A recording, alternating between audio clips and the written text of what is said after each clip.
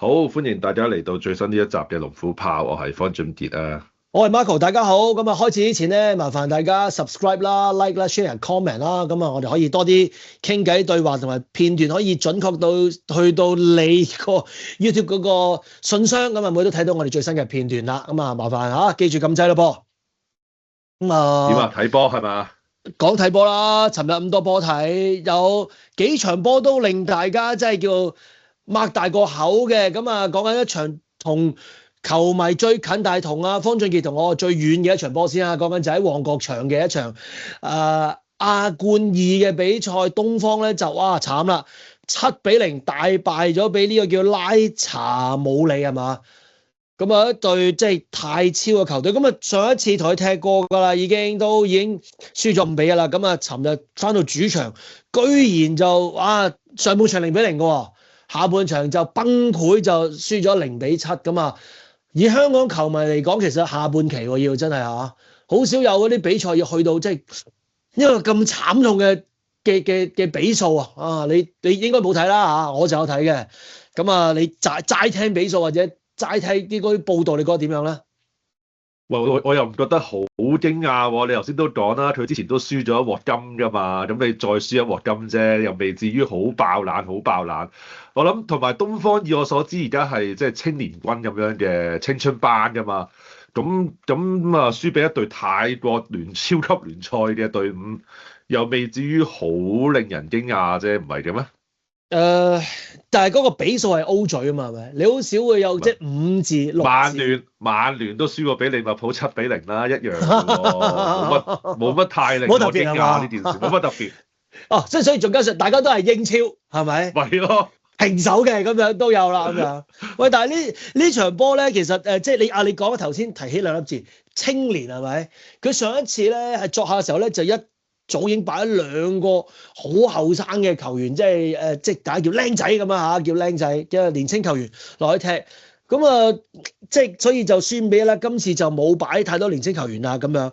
咁啊，反而喺上半場頂得住嘅。下半場我覺得其實係人哋嗰個叫做戰術運用得宜啊。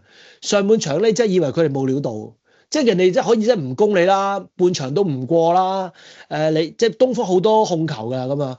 咁但係點知下半場人哋一撳掣一用咧壓出嚟咧，就打破咗一球之後咧，就全部就射晒出嚟啦咁。咁但係又咁講喎，喺尋日即係睇下半場之後，開始要換人啦，體力嘅戰術啊，體能嘅需要啦。琴日有2個年青球員換出嚟，就踢得幾好添喎。咁所以係咪因為年青球員而導致佢大敗咧？但係喺年青球員出嚟，尋日嘅戰局佢哋嘅表現又唔差喎。咁所以我唔覺得因為年青球員而連累到佢哋會有一個即係2場波加埋輸12球嘅戰果咯。咁我覺得要還翻嗰幾個年青球員一個公道，就係其實唔係真係佢哋嘅絕大問題。咁當然啦，成隊波整體嘅發揮表現同埋人哋嘅結構，甚至乎部署，咁似乎係比你成功好多啊嘛。咁所以一場大敗嘅比賽，但係幸好我覺得唔係關於年青呢2個字事咯。喂，我記得我以前即係睇波嘅時候，泰國係不入流㗎嘛，即係哇，好耐啦，即係你講不入流係嘛，即係魚腩嚟㗎嘛，好耐之前啦嚇。咁但係人哋就不斷進步緊啦。其實進步到我以我所知，而家其實前咗10年8載，其實泰國甚至乎係會請一啲即係喺歐洲發展得唔係太理想嘅一啲即係過過地氣嘅一啲球星過去做外援添㗎嘛。咁係咯，即係其實人哋進步，我哋又冇乜點進步。咁呢個即係而家呢個比數或者呢個狀態，我又真係覺得未至於真係好令人覺得難以接受咯。同埋頭先講咗個青年嗰個問題咧，我有個少少問題想問你嘅，真係嗱，或者青年軍或者即係青春班咁樣，就未必能力上同啲成年嘅球員好大分別，我同意嘅。但係心態上會唔會有一個問題咧？即係成年嘅球員可能係 OK，我輸1球、輸2球我都頂得住㗎，即係仲可以保持住一個比較冷靜或者即係比較有鬥志嘅心態去繼續踢落去嘅。但係青年球員就係你可能0-0咬住嘅時候咧，就發揮得唔錯嘅，一開始輸咧就個心態上邊崩潰，所以就比較容易啲會變成嗰啲7-0啊，即係俾人大炒啊嗰啲咁樣嘅比數，會唔會係因為呢個緣故咧？我覺得咧，即係我睇咗兩場，即係淨係講翻東方嘅年輕球員先啦，公道啲去講。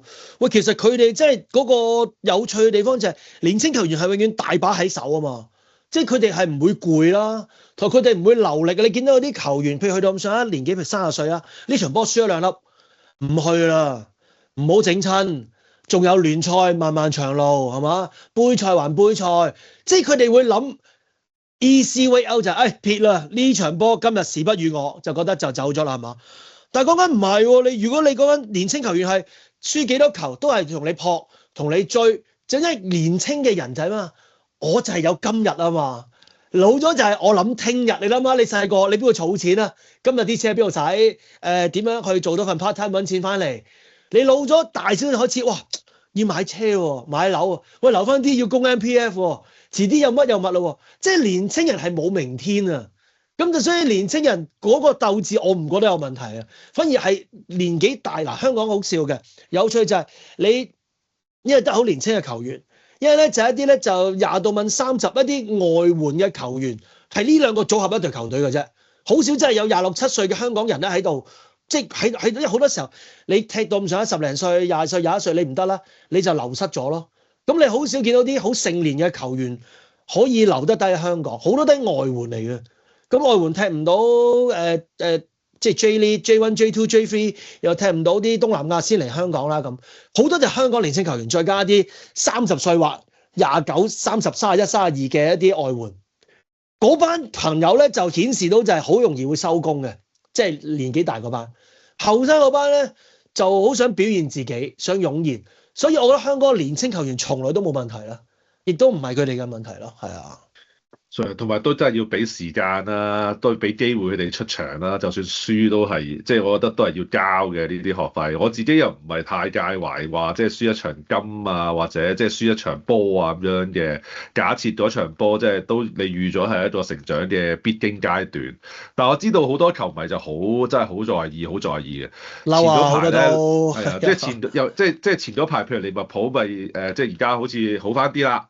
嚇，贏完維拉就贏埋皇馬啦，但係其實未贏呢兩場之前有一場聯賽杯，咪就係正就係派咗即係好多年青球員落去踢，跟住輸咗俾水晶宮嚇，即係踢得唔好嘅，即係真係唔夠人鬥嘅。哇！跟住其實係好多利迷係鬧到飛起㗎嚇，即係覺得史諾係即係完全冇黑啊嚇，即係完全違背咗球會嘅 DNA 啊，愧對啲入場睇波嘅球迷啊，諸如此類。我心裏邊其實係覺得，即係可能我自己係一個即係比較計算啲嘅人啊嚇，即係喂你如果連聯賽杯你都剝削咗啲即係後生嘅上場吸取經驗嘅機會，咁其實你係冇發展可言嘅喎嚇，即係成個球會嘅運作，咁所以係咯，即係睇開啲咯，我自己會建議就係。唔係你講呢個啱啊，一係個場合嘅問題啊嘛，即係聯賽杯已經係喺嗱聯賽杯、足總杯、聯賽歐聯條食物鏈裏邊，你可以 give away 嘅一個嚟啊嘛，係咪？咁所以你俾一啲年青人係好合理嘅。咁但係即係東方講翻，即係上一場第一場就俾年青人，哇！呢個亞冠2即係等於東方嘅歐聯㗎咯噃，係咪？咁你咁早俾啲僆仔踢，但係其實當日有少少覺得拗頭，但係跟住睇咗2回合之後，發現咗其實我如果咁講，我寧願俾啲年青球員踢咯，因為年紀大嗰班其實真係。如果你真係計成熟球員嚟講，你同對方成熟球員又唔夠對方成熟球員踢，跟住踢到上你又會收工，你又會慳水慳力，咁不如俾啲真係會流汗，因為足球或者運動嘅比賽其實都係講緊拼勁啫嘛，係嘛？唔夠你踢就係踢個拼勁啊嘛，咁而嗰個都係佢磨練嘅地方啊嘛，咁所以即係東方係一場大敗，咁但係學你所講啦，大家見到嗰個即係起碼見到年青球員有能力，見到嗰個不足係乜嘢咁。即係嗰個 learning 係乜嘢咧？係下一步要睇嘅嘢啦，咁樣。咁除咗呢個之後，喂，咁啊，另外有2場波都 O 嘴喎，咁啊，包括有巴塞隆拿3-3打和追平布魯日喎，咁啊，爭啲輸埋啊，爭啲輸埋咯，就係。係啊，因為布魯布魯日其實我對佢有少少即係情感上邊嘅支持嘅，就係、點解咧？因為佢入邊有位龍門啊，米盧列啊，係前利物浦球員嚇，咁今場佢就傷咗嚇，就冇出嘅，但係即係都黃昏期㗎啦嚇。咁但係亦都因為呢個緣故，所以係即係特別會注視呢隊波啦，喺我嘅世界裏邊，所以我有睇呢場對巴塞啊。咁啊3-3踢到好精彩㗎啦，最後補時階段有一個哇超級問題球啦，真係你問我睇咗好多次 replay 啊，就係即係巴塞嘅龍門啦嚇，咁就hold 住個波，但即係控甩咗個波啦，咁跟住呢個卡拉巴克嘅球員就飛撲過去就截咗射埋空籠入埋㗎啦，跟住 VAR 就吹話佢犯規在先，咁就即係 disqualify 咗嗰個入球。如果嗰個入球計數咧，其實巴塞係輸鬼埋嘅。喂，但係我真係好認真地去睇咗好耐，點樣犯規咧？嗰球我其實又唔係好明喎。嗰個技術上咧，我都中意睇呢啲即係嗰個判決係乜嘢啊嘛？大家都想知道嗰個邏輯啊，即係我哋馬騮嗰時中意睇邏輯。其實就係話咧，嗰個守門員喺禁區裏邊其實係唔可以被觸碰，首先不能被觸碰，即係撞到掂到都唔得嘅喺技術上啦嚇。咁而第二就係因為嗰球波咧，嗰個咁啊，其實阿舒治斯尼都叻嘅喎。佢叻咗咩？佢吸一吸之後，自己係咪已經失咗重心？係啊，係啊。佢係同對方咧係做到一個對方球員同自己本人同個波佢阻隔喺裏邊，咁即係對方係踢唔到個波，佢掂到咩都係擁到你，擁到你嘅話咧就有得打啦，即係咁樣。如果當日咧嗰個波佢唔係喺隔住斯尼啊，而係直鏟落去嘅話咧，可能會甩咗，可能仲得。證明我俾英超荼毒咗咯，英超就係個龍門，譬如接角球嗰啲咧，啱啱即係曼城啊，當拿魯馬咪俾班尼茅夫直頭咁又翹又掉又壓都冇吹噶嘛，即係我就已經俾佢荼毒咗，我就覺得哇咁小事嘅接觸都算吹罰，其實係應該吹罰嘅係嘛？其實嗰個係即係以嗰個賽例嘅解釋係咁樣咯。咁但係你講英超好多 VR 我都覺得其實係唔可以講話錯誤或者咩愚蠢，其實係邪惡啊嘛。好多波應該要吹而冇吹，已經係你話球證睇唔到，揾多個人睇錄影帶。嗰個人都唔去都唔去 raise 呢啲問題，其實就係黐線啊嘛。所以當中你話係咪有啲人操控啊？成啊，即係你越講到咁上，你越有 VR，你先至覺得嗰個嚴重性同埋嗰個詭異啊，其實係越嚟越真確啊，係咪？即係所以全世界都睇到嘅嘢就淨係 VR 房嗰個人睇唔到噶嘛，而家係啊，即係同埋你 suppose 嗰個人就係睇啲球證睇唔到嘅嘢啊嘛。你有電視台都可以 replay， 但係你 VR 話冇啊嘛。咁你覺得呢個世界其實可能就係人都唔想，但係就會覺得，唉，真係呢個世界唔係你講得咁簡單，亦都唔係咁純真嘅咁樣啊嘛。咁有少少氣餒咁，但係當然你都咁講，所有事情如果係好合理如願發生，咁就唔係足球咯噃，咁係象棋嚟嘅啫。咁亦都冇嗰種係啊，即係冇種驚喜嘅程度出現啊嘛。唔係，所以頭先你講咗一樣嘢啊，你話即係嗰個亞冠二係等於東方嘅歐聯啊嘛，所以佢應該出盡全力拼晒老命咁樣去贏啊，或者攞分啦。喂，其實都唔一定嘅喎，其實都唔係強對波咧踢歐聯嘅時候咧，即係去100%嘅力去咁樣去爭勝喎。即係例如車路士啱啱作客呢個亞塞拜疆嘅球會卡拉巴克啊嘛要。咁你睇佢出場嗰個陣容，佢都係收起咗一啲即係必然正選㗎嚇，卡斯道都冇正選嘅本來，如果唔係拉維亞傷咗，佢都唔出㗎，都係想留翻少少力去踢英超啊嘛，同埋可能心裏邊都覺得嗱兩樣因素啦，第一個因素就係你明明係即係歐洲嘅聯賽嘅。但係要飛5個幾鐘頭去到，真係亞洲咁滯，本身就已經係好慘嘅一件事啦嚇！即係睇到歐洲內部嘅聯賽，搞到好似踢世界盃咁樣，已經係即係幾慘。第二樣嘢就我諗佢自己都睇少咗，即係亞塞拜疆。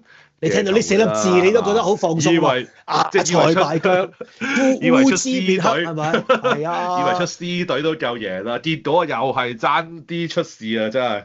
喂，我又反而呢個係早場嚟㗎嘛，我睇到呢一場早場咧，喂，好好睇喎！呢個又係即係典型嘅嗰啲即係打巨人嘅嗰種比賽，即係名不經傳嘅球隊，跟住知道你大球隊嚟，跟住咧就有一啲針對性嘅踢法，而球員個別就係我一定唔夠你猜㗎啦。我哋就好硬淨喺踢後邊，跟住中間好聰明咁樣就兩個轉向，前邊嗰兩個球員咧就好高效率嘅，一放落去就俾，跟住射門嗰個準程度好高嘅咁樣，係一個好成功嘅嗰個即係教案嚟㗎，俾你睇即係點樣打即係用刀仔真係鋸大樹。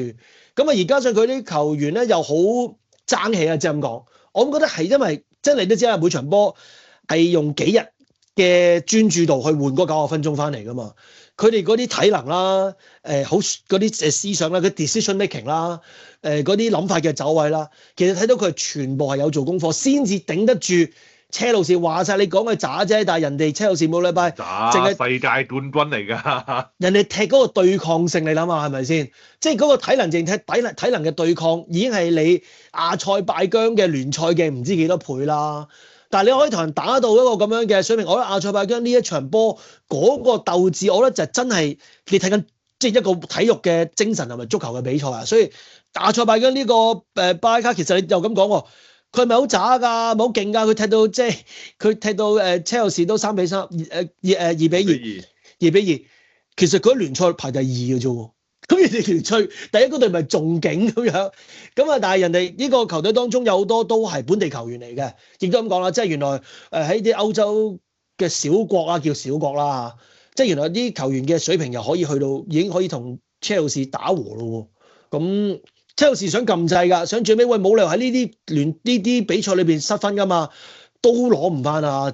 後尾變陣啊，撳翻啲前鋒落去啊，出埋阿迪納啊、高佬啊、大嚿啊咁樣，轉陣都轉唔切啊！咁所以呢一場呢個卡拉巴嘅比賽係琴日裏邊當中，我覺得係即係最振奮人心嘅一場。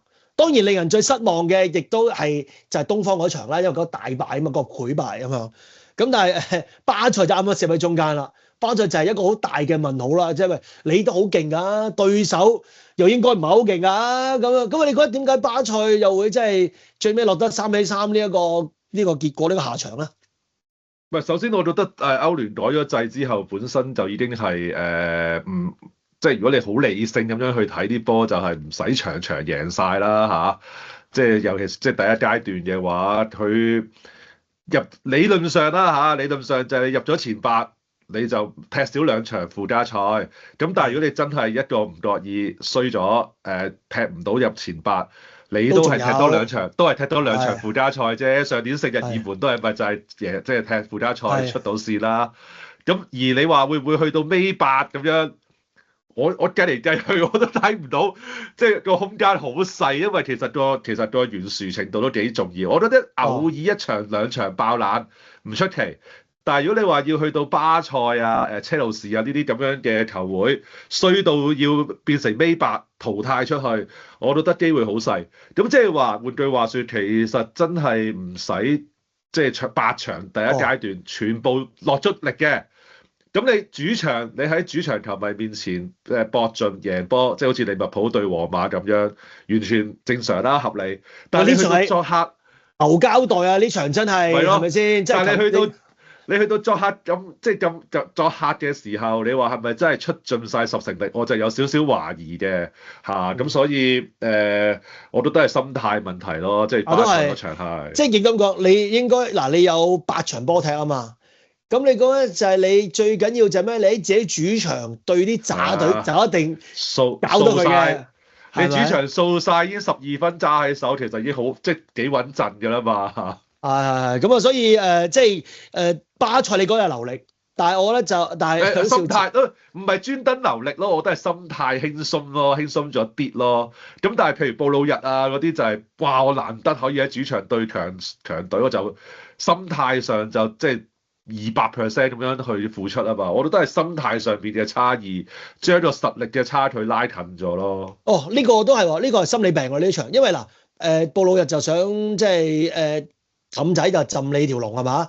咁而巴塞都看輕對手，而加上阿亞馬嗰啲，琴日睇落去都係嘅喎，即係患得患失嘅喎，冇咗嗰種即係唔知係咪即係球場外邊嘅一啲言論或者啲壓力會令到喺裏邊踢嘅人係唔一樣咧？呢個我哋想象唔到，因為我哋未去過呢個高度啊。咁但係似乎真係冇咗嗰種即係好爽啊！嗰種感覺，如果咪都唔會陷入3-3啦。如果淨係純兩隊嘅能力一稱，點可能係3-3咧？係咪？不過琴日又真係有趣，令到我唔知點解有少少對於阿塞拜疆或者呢啲小國嘅球會嘅一啲 fantasy 啊，即係好想去睇。喂，嗰個球會原來得幾千個座位嘅啫，唔知5-6千嘅啫，即係旺角場咁大嘅啫。不睇落大啲嘅，佢好似話要喺歐洲賽要都係1萬人到啦咁樣。咁但係佢哋嗰種踢落去嗰種味道，好似以前我好喜歡2002年嘅列斯聯嗰種啊！即係你唔識佢係邊個，但係全部個咧就好鬼紮實嘅，要殺波啊殺波，射波啊射波，入切或走位又好準嘅咁樣，即係又好有趣，就係令到好似歐洲成個球壇就多咗好多嘢去欣賞，因為從來以前歐聯一踢到呢啲咁嘅小國細球會，你覺得唔使睇啦，輸緊啦，冇嘢睇啦，係嘛？預覽啦，係嘛？啊，好似又令到係咪呢個賽制令到呢啲球會又有多啲即係曝光啦，或者嗰啲機會啦，令到佢哋都肯即係爭口氣嗰個決心再高啲啊咁樣。